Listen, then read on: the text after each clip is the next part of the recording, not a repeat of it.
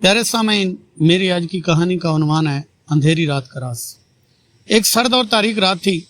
पूरे गांव में गहरी खामोशी थी, जैसे हर कोई किसी अनजाने खौफ में मुब्तला हो। गांव के किनारे एक पुराना वीरान हवेली नुमा मकान था। गांव के किनारे एक पुराना वीरान हवेली नुमा मकान था, जिसे लोग अंधेरी हवेली कहते थे। कहा जाता था कि वहां रात को अजीब और गरीब आवाजें आती हैं और रोशनी के हाले नजर आते हैं, हालांकि वहां कोई नहीं रहता। अहमद एक नौजवान और बहादुर लड़का जो सच्चाई की तलाश में हमेशा तैयार रहता था। वो इन कहानियों को सिर्फ और सिर्फ एक वहम समझता था और गांव वालों के डर को गलत साबित करना चाहता था। एक रात उसने फैसला किया कि वो अंधेरी हवेली का राज जाने बगैर नहीं रहेगा। रात के 12 बजे अहमद ने अपनी टार्च और एक नोटबुक उठाई और हवेली की तरफ निकल पड़ा।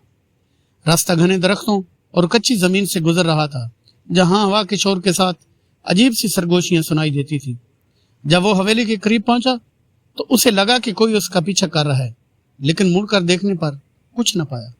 हवेली का दरवाजा बोसीदा लकड़ी का था, जो खुद ब खुद हल्की सी आवाज के साथ खुल गया। अंदर गहरा अंधेरा था और दीवारों पर मिट्टी और कई जमी हुई थी। अहमद की टार्च की रोशनी में फर्श पर अजीबोगरीब निशानात नजर आए, जैसे किसी ने कील से लकीर खींच रखी हो। अचानक एक धीमी सी हंसी की आवाज गूंजी। अहमद ने पीछे पलट कर देखा, लेकिन वहां कुछ न था। अहमद को एक कमरे का दरवाजा बंद मिला, जिस पर कदीम तर्ज के नकूश बने हुए थे। दरवाजे के नीचे से रोशनी झांक रही थी। अहमद ने दरवाजा खोलने की कोशिश की, लेकिन वो बहुत भारी था। काफी जोर लगाने के बाद दरवाजा चिरचिराहट के साथ खुला और अहमद अंदर दाखिल हुआ। कमरे में एक कदीम मेज थी, जिस पर एक पुरानी किताब रखी हुई थी। किताब के इतराफ में जलती हुई मोमबत्तियां थी और उनके शोले अजीब तरह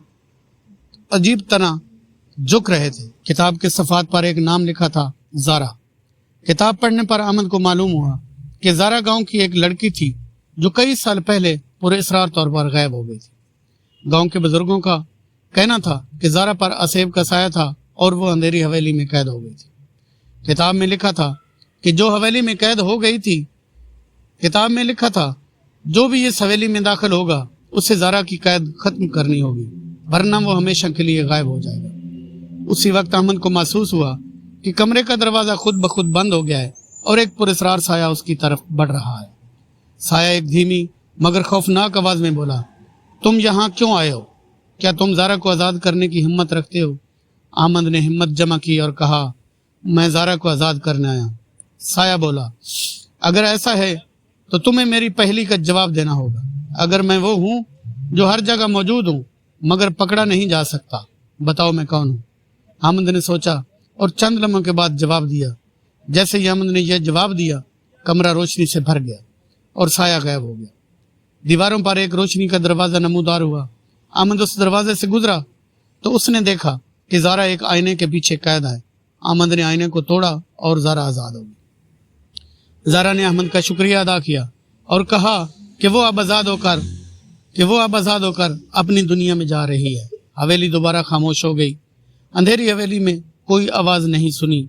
ज़ारा को किसने कैद किया? अंधेरी हवेली में कोई आवाज नहीं सुनी। ये ज़ारा हमेशा के लिए दफन हो गया कि वो साया कौन था और ज़ारा को किसने कैद किया था। लेकिन अहमद की बहादुरी की कहानी गांव में हमेशा जिंदा रही।